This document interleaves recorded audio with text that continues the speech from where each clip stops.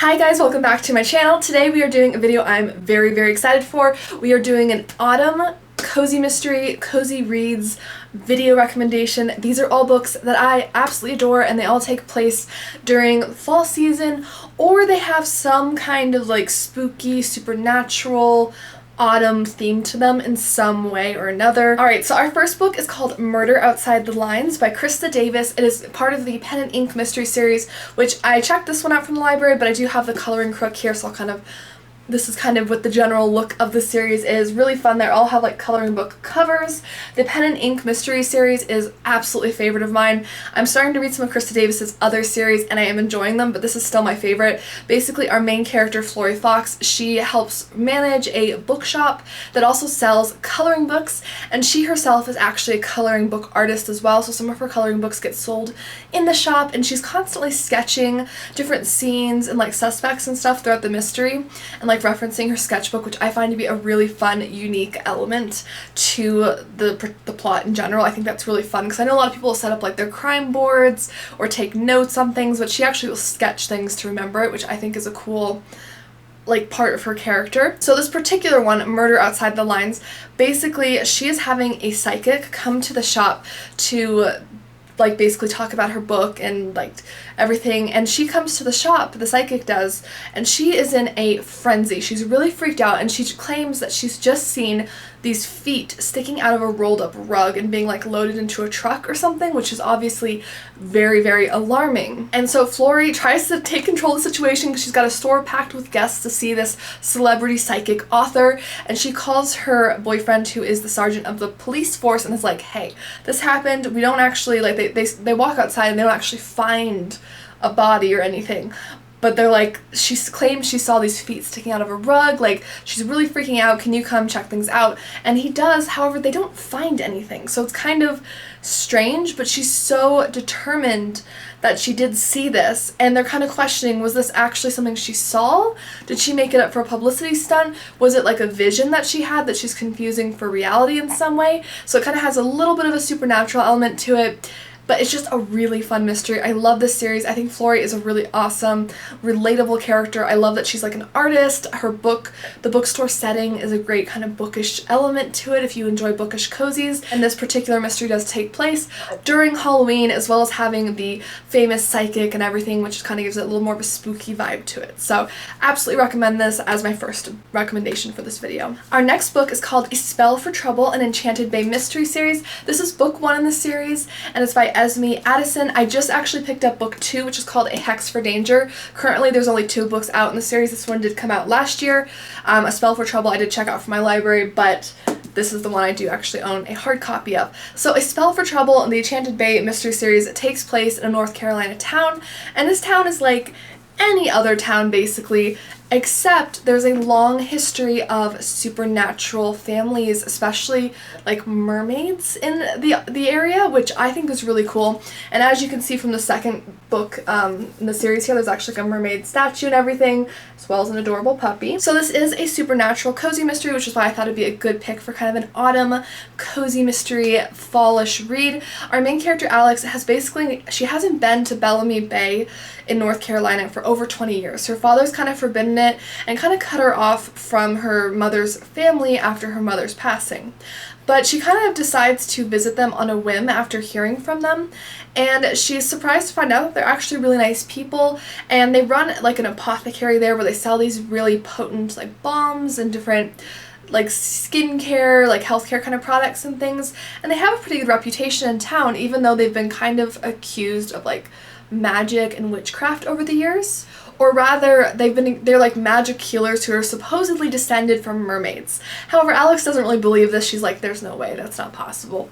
However, her aunt Lydia, who runs the apothecary, is accused of murdering someone after one of their like products from the apothecary is found with someone who's deceased and maybe suspected of actually hurting the person. So she kind of has to dive into this dark family history, find out, is it true? Is there really magic in this town? And what, like, you know, what's going on? And she quickly finds out that there's also these feuding families who have long, like, depths of hatred for each other, and it's just a really interesting cozy mystery in my opinion. I don't personally read a ton of supernatural ones, but I found this one to be very well done, very interesting. They really fleshed out her character and her family history in this. I love the mermaid element. I know a lot of people really think like witches and vampires and stuff for supernatural books in general, but I think the mermaid element is really cool, so I highly recommend this. It's really fun. I just cannot personally wait to read the second book. I just purchased it and it just came in the mail like a couple days ago, so I'm really excited to read this season because it was just such a good first book in the series. So our next book is called Royal Blood, a Royal Spyness mystery series. It's by Rhys Bowen, and it is book 4 within the Royal Spyness mystery series, which I don't have this specific book because I checked most of them out from the library, but I do have the Royal Threesome, which is the first 3 books in the series, and this is, you know, kind of a picture here of Georgie, as you can see. So our main character in this is Lady Georgiana, and she's like 34th or something in line for the English throne, so she is technically royalty, but she doesn't have a lot of the financial privileges that a lot of the royals have because she's a female, she's unmarried, she doesn't really have any way to support herself, and she's not exactly allowed to like go out and work because as someone of her status that would be looked down upon, right? And so this is a great historical fiction cozy. It takes place in 1932, and basically Georgie is kind of hosting her brother in town, but her brother's wife drives her crazy. She's very, very mean, and she gets an invitation from Queen Elizabeth saying, hey, would you represent our family at this wedding in Transylvania? And so she's like, anything to get out of there. She takes her up on the invitation and she goes out to Transylvania.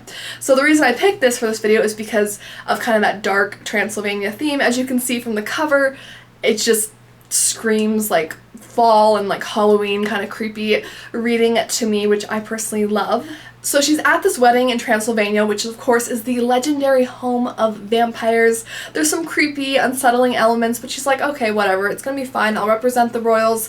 You know, I got a free meal, a great place to stay, wonderful. However, everything is going on when one of the wedding guests is actually poisoned. And this is not just any guest, but a very prominent guest at the wedding as well. So she's quickly on the case trying to figure out what this is and to diffuse the tension because this wedding has a lot of prominent royals and people from many different countries. So a big, you know, if people start pointing fingers at each other from different countries, this could start like a war or major disagreement among countries. So it's not just, you know, a horrible situation where someone was murdered, but it's also a potentially like life-changing situation where different countries could become involved because of the political nature of like all the people there at the wedding. So I think this is a really fun one just because of the dark, spooky setting, and anything that I can recommend Rhys Bowen in, I will do so because she is my favorite historical fiction cozy mystery writer. I absolutely love her writing style, and this is just a perfect pick for fall in my opinion. So my next recommendation is called Death Becomes Her, an Oregon honeycomb mystery. This is book 1 in the series, so you'd be starting from the very beginning, and it's written by Nancy Coco. This was actually a recommendation from one of you, Kat, that I read for my subscribers, recommended me books reading vlogs, so I'll link that above if you want to check out me reading 3 different books that were recommended to me by subscribers and kind of putting them to the test, seeing what I thought about them. So this book takes place in Oregon, and it stars Wren Johnson, who is she owns this boutique called the Let It Be Honey Boutique, and it basically features different natural honey-based products, so think like lip balms, candles, all that kind of stuff. And so one day she's walking her Havana brown cat, Everett, really adorable, he's the one featured on the cover here, on the beach, and she actually finds a body, and the woman on the beach is actually clutching the label from one of her products, one of Wren's products that she sells in her store, which of course she calls the police, but this doesn't look good. She found the body, the woman is holding one of her like labels for her products very clearly in her hand, you know, it's not looking super great for Wren, and it's just a really engaging mystery. I really enjoyed the characters. I thought the mystery was really well written. I love the setting of the Oregon town, but I didn't realize this going into it, and the cover doesn't really give this vibe, which is my biggest critique because I personally love holiday cozies. This one takes place during Halloween, and it talks about Halloween pretty prominently, like the characters are dressed up in different scenes. but the cover doesn't really give me any clues to that, nor does the description mention Halloween. So I don't know why it's not mentioned, because to me that's a selling point. But either way, this book does take place during Halloween and fall, so it has a lot of fall themes to it. You have the fun Halloween dress up and all of that, and it's just a really great mystery. So if you're looking for a fall, kind of something to get you into the fall Halloween mood, I would recommend this one. So our next book is called Death in the Stacks, a library lover's mystery by Jenn McKinlay. This is book 8 in the series. There are about 13 or 14 books out currently. This is one of my favorite cozy mystery authors, Jenn McKinlay. She writes both the Cupcake Bakery mystery series and the Library Lovers mystery series, which are two that I have read almost all of and just really enjoyed. This is the one I've read, the latest one that I've read, The Death in the Stacks, and I definitely recommend it for a fall read because it actually takes place with a fall like festival. So as you can see from the cover, it has like beautiful fall colors and foliage, and basically Lindsay and the library staff at Briar Creek are throwing their annual Death in the Stacks library fundraiser, which is like a dinner, and it sounds really fun. I want to go basically, but it's very fall themed. It's really fun and thematic, and essentially everything is going well for the fundraiser when they're planning it. However, the new head of like board of directors for the library, Olivia, has really been kind of stepping out of line recently. So she's really bossing people in the library around, including Lindsay, who is the library director and who's in charge of this kind of things. And she's been threatening to fire people, which is completely outside of her like volunteer position as board of directors. You know, it's not something where she should be telling people she's going to fire this person or that, and she's just very antagonistic. Lindsay and her keep butting heads. There's a lot of problems. However, the event does start and everything seems to be going well until Olivia's body is discovered, and one of Lindsay's employees, Paula, who had recently been threatened by Olivia, is standing over the body with a knife. So obviously things look really bad for Paula because she found the body, she was holding the murder weapon, and Lindsay knows that Paula had nothing to do with it, but she wants to clear Paula's name as quickly as possible before anything happens to her, and also just to find out what happened to Olivia, because even though she did not like Olivia, no one deserves to go out that way. So this was a really good read. I thought the ending for this was really cool. Another fun fact about this, if you've read other Jenn McKinlay cozy mystery series, she has a Hat Shop one and the Cupcake Bakery mystery series, and those characters are actually, like the main characters from those books, are actually invited to the Death in the Stacks like event. So they have little cameos throughout the book, which is really cool. I haven't read the Hat Shop one yet, but after reading the cameos from this, I definitely want to, and I love the Cupcake Bakery gals, so that was a really cool little like tidbit that I didn't know going into it, and it was just really fun. So if you're a Jenn McKinlay fan, I think you'd really enjoy that too. Speaking of Jenn McKinlay, I do have one more book by her on this list. It's from one of her other series that I wanted to recommend, and that is Dark Chocolate Demise. It's from her Cupcake Bakery mystery series, and it is book 7 within the series, so I don't have that particular one. I did check that out from the library, but here you can see some of the other fun covers from this series. This one I figure, I haven't read this one yet, I just picked it up. This is one of the few ones that my library doesn't have, so I picked it up recently. I haven't gotten to read it yet, but I have to imagine this takes place during the fall because of it being Pumpkin Spice Peril and having a very fall themed cover. Anyways, the Dark Chocolate Demise takes place, like all the Cupcake Bakery mysteries, in Scottsdale, Arizona, and the part about this that really just makes it perfect for fall time is that they're actually doing a zombie walk. So Mel and Angie, the owners of Fairy Tale Cupcake Bakery, decide to use this as a great chance to sell cupcakes to all the zombies during the walk. So they also dress up themselves and their team as zombies and are out there selling cupcakes during the event. However, during the event, a body is discovered. I believe it was like within a coffin or something creepy like that, and the body discovered actually looks suspiciously like one of them, which makes them wonder if it's possibly like a purposeful hit on them, because Joe, who is Angie's brother and Mel's old boyfriend, Joe is involved in the law, and he was working on a dangerous mob case at the time, so they're wondering if the mob tried to take a hit on one of them and mistakenly took out someone else who looks similar to them. So they start to kind of uncover this, and I like about the series is that Mel and Angie really work well together. They're best friends, they operate the bakery together, but they're also really great like sleuthing, so they sleuth together as like a duo. I love their chemistry. They have a really good like banter about them. They seem very realistic as friends. I really love that about them. And so they get on the case quickly to figure out what exactly is happening, was someone after them, and just to find out what happened to the poor person that was taken out. So I think this was just really fun. Based on the cover, you can see like the ghosts on top of the cupcakes, and just the setting with the zombie walk I think is just perfect for this time of year. So my next recommendation is a supernatural cozy mystery. This was one I actually read recently for a booktuber recommendation video from some of my favorite booktubers, that I picked different books from their channels that fit into the mystery and thriller genre and read them and kind of put them to the test to see if I liked them. And I did really like this one. This was from Intentionally Bookish Spencer, and I love her channel. I'm sure I know a lot of you do as well.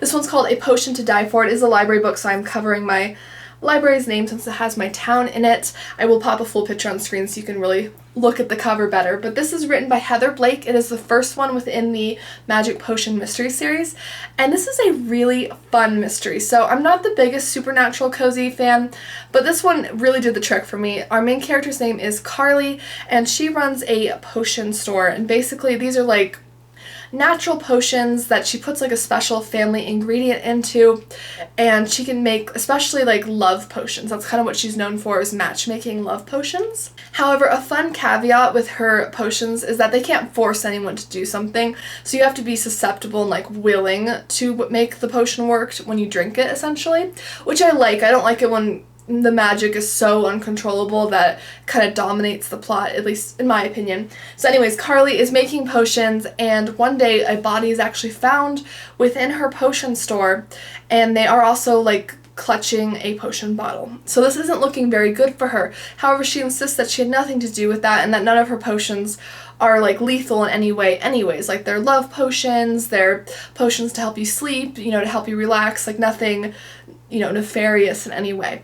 So she's kind of trying to investigate, figure out what happened, and one of my favorite parts of this is her cousin Delilah is a very like witchy character as well. So I mean, she is technically like a witchy person herself, but her cousin also is part of the family, but kind of on the darker magic side. So I love her character. I thought she was a really fun, dark, interesting character. I had a lot of fun learning about. I thought the mystery for this was interesting. The characters were fun. This does feature a heavier romance subplot, so if that's something you enjoy, then you'd really like this. It's not usually my forte, but I did like this book, and I wanted to recommend it just because it's a great supernatural read to kind of get you into the autumn vibes for this season. Next, we have Deadly Editions by Paige Shelton. This is part of the Scottish Bookshop mystery series, and it is book 6 within the series. I love the Scottish Bookshop mystery series. I do own The Stolen Letter, but the other ones I have checked out from the library. This one in particular I recommend because it's so thematic and creepy and spooky, and I love it. So Deadly Editions, basically it takes place with this very eccentric character named Shayla, and she's quite old at this point, I believe, but in her youth she was actually someone who pulled off a lot of hijinks. She came from a very wealthy family, so she got away with murder basically, and she was actually even accused of her boyfriend's murder at one point as like a teenager, although she was ultimately cleared of the crime. However, she decides to host this event where she is going to give like different people a chance to participate in this like Dr. Jekyll and Mr. Hyde themed treasure hunt throughout the city, and whoever wins the competition wins this very valuable, priceless first edition of The Strange Case of Dr. Jekyll and Mr. Hyde. So our main character in this is Delaney. She is an American who has relocated to Scotland for an adventurous lifestyle and just to kind of try something out, and also for the opportunity to work at the Cracked Spine, which is this really amazing bookshop. And she kind of gets this cool job where her boss Edwin is this very like eccentric wealthy guy, and he buys and has like this huge room of treasures, like, you know, all these desks from like famous people, different maps, different tapestries, old books, like just really cool things that would, I mean, it'd be so interesting to work with. So when she gets the invitation to this competition, she feels like she can't turn it down because it's a really valuable first edition copy, and she's really excited for it. So even though she's a little bit weary about Shayla's like interesting past and kind of bad reputation, she decides to enter the competition as well and like participate. However, on the first night of the competition, there is someone who starts to rob stores in the area, and they're dressed up in like a cape and like this like garb that very much is like Shayla, what she did when she was a teenager. And the way that the homes in Edinburgh are robbed is very similar to Shayla and how she did it as a teenager. So Delaney immediately starts to wonder, is someone framing her, or is this Shayla up to her old tricks? On top of that, a man that's connected to Shayla ends up being murdered. So Delaney is quickly up to her nose in another crazy case. Again, this is an amazing series in general. It has an excellent setting, beautiful, amazing, bookish, cozy mystery. I love this series. It's one of my absolute favorites. And the theme for this with Dr. Jekyll and Mr. Hyde, fantastic. I love that this series generally has like a lot of past and present cases that kind of get linked together. I really like that kind of trope, and I couldn't recommend this enough. This is probably my favorite book I've read from the entire series. I've read all 7 that have come out, and this has been probably my favorite just because the theme is so cool. So I wanted to include it on this list just because of the Dr. Jekyll and Mr. Hyde. It feels very sinister, like the racing through the dark like corners of Edinburgh at night to find like these treasures and stuff. It's very creepy, it's very suspenseful, and I just love it. So our last recommendation for today is called Bake, Borrow, and Steal. This is by Ellie Alexander. It is book 14 within the Bakeshop mystery series. This is the only one on the list that I haven't personally read. However, I have read the first 9 books in this series, and they've all been 4 or 5 stars for me, and I wanted to include this one because it specifically takes place in November and has very autumn like heavy themes throughout it. So our Bakeshop mystery series takes place in Ashland, Oregon. It's one of my favorite settings for a cozy mystery, and the town of Ashland, Oregon is very tourist like heavy in terms of their industry, and they also have a Shakespearean vibe. Like they put on a lot of Shakespearean festivals and events, and it's just really fun.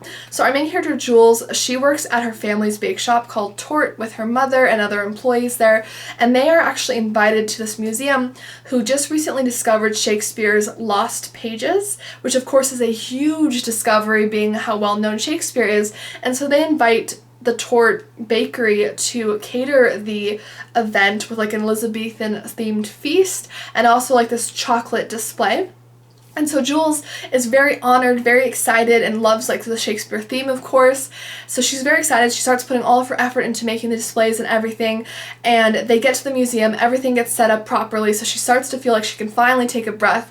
However, when they arrive, they find out that the pages have actually been stolen, and the security guard who was supposed to be watching the pages is found murdered. So she is immediately on the case trying to figure out what exactly happened, who stole the lost pages, and what happened to this poor security guard. So that is kind of the case. Like I said, this is the only one that I haven't personally read on this list, but I feel very comfortable recommending this series because like I said, I've read 9 out of 15 of the books in the series.